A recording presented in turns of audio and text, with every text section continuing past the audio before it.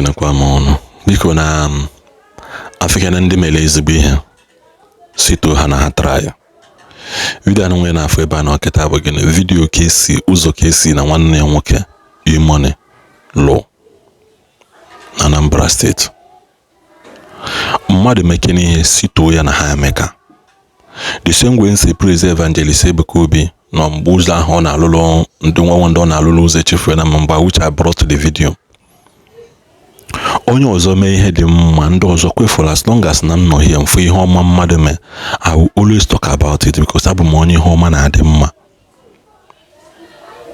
Kcee na E-Money bụ civilians dịka mụ na gị na-abụ over the years ndị mmadụ akọ na ha ọnụ ma ọkụwa ha si ha na ha bụ akụ a na-ata ụlọ nọ akụlo na amala onye kpatara ya nọ nke a nọ nke ọzọ people over the years has mocked these guys amokugo ha beyond any of the human imagination ihe kwa people dịka mụ na gị na-abụ civilians did not occupy any governmental office. They are not your local government chairman. They are not your senator. They are not your representative. Omula riposi ya aguma na government kahaji secretariat ha bro member there. Just that they are opportuned. They are opportuned to be to be richer than others. Because emelene na ndị Igbo na-atụ n'inose ndị nka mma aja dị n'ala ndị ka mma aja dị n'ala. So when I use the word they were opportune to be richer, so I know what I am saying. It is still in the line of Hindi Igbo kwetene ya ndị nka mma aja dị n'ala ndị ka mma aja dị n'ala. So ndị ha ka mma in that their level ha ka mma they were opportuned to begin to be richer than people. So people now started bringing up this thing na say nwe be ihe unu mere mana ka for how wicked the people dey, which I have told myself, Mamma Katabolo part of this campaign in the media to undermine people's effort and responsibilities. Ime Nkoma will talk about it. Ime Nkojo will talk about it. That is how we shaping the society. Not Ibia Bulu also bad news or look bad news on a fly. Ekugo me say Obulo so 20 view can wait man that news of the genuine. I am okay. I have successfully transformed the mind of 20 people. Obulo 300 view with him and no a very genuine news. Yes, I am happy because I have successfully transformed the mind of 300 people.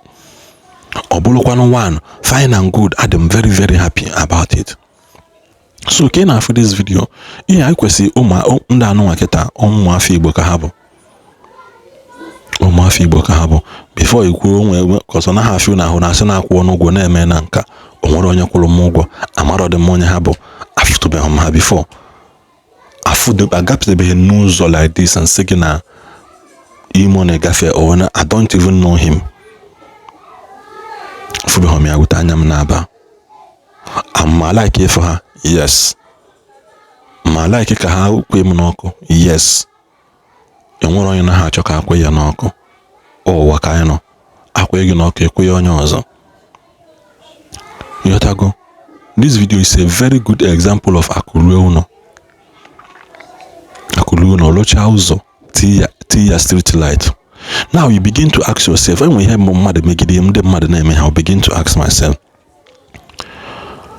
does it mean that our local government people are not alụ ha?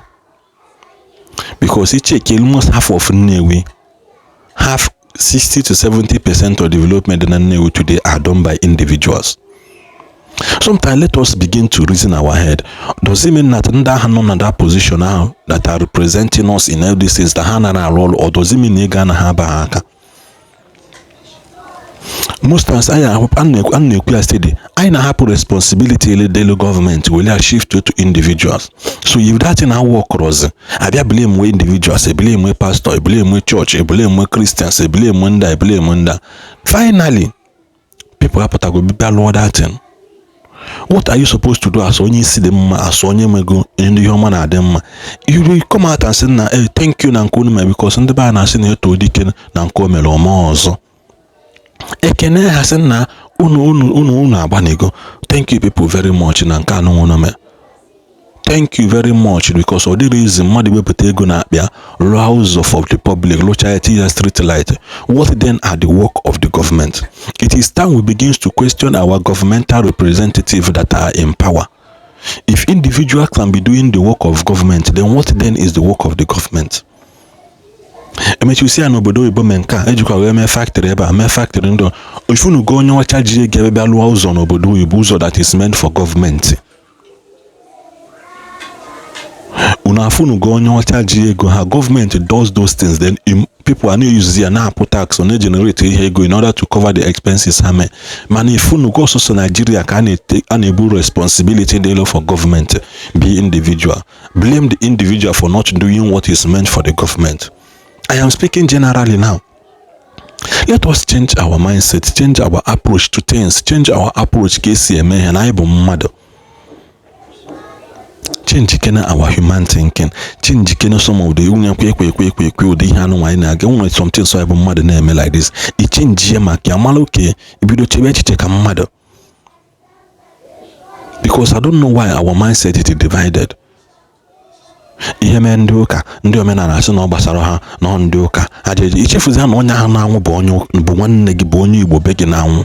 Ihe mee ndị omenala ndị Kristian asị ịbịata na Kristian nwana. Ihe mee ndị Anglican Catholic asị na ọ gbasara ha. Ihe mee ndị Hindu, ihe mee ndị Pentecostal Anglican asị na ịbịata na Pentecostal. Ihe na-eme ndị Winners, ndị Redeem asị na ọgbọghọdadadgo. Everywhere almost all of us are divided and asị na colonial master ndị ọcha dịla ya elili ndị with this thing name shows that now we have already divided before ndị ọcha abịa nyozie anyị kpakwa nke fọrọ afọ. Always something see Nigida and say that this is an average thinking mentality of a black man. Ndị ọcha nwere na-eji atụrụla mgbe na oneke ifugo ndị ọcha ọsị gị ka ọ na village ya. Na ha nwee village. Makwa how big and how this thing ID.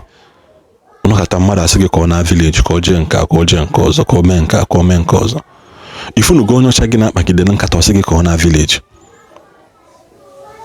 My put in we tell ndị nwere their own mindset. Rely on our own culture and tradition. To rely on our own culture and tradition. Ndị ọcha mmadụ one married couple, married men and women they celebrate 50 years anniversary, 70 years, 30 years. Nka ha ya eme 2 years a divorce nke nwaanyị anala akwụkwọ. Cause divorce. These are the things you have shipped to Nima Africa, and some of our women adopted it. Rebrand their for into feminism. Rebrand their for imago. Chufafa, Kobialo, Kobia, Kwana, Yibia Sutu. And I like you mutanko joy. Because on Bengana mutanko joke and Africa, Jichubudu be a free home young meeting with Ellen Dubun, a bully hall jockey, Bunatala, because of a vlog. So because Kcee and E-Money one name, okay. Thank you people for uzon kano no lobikono. Thank you. Ogo nande mmadụ toro no mwa na eba ye to unu try. Or the reason.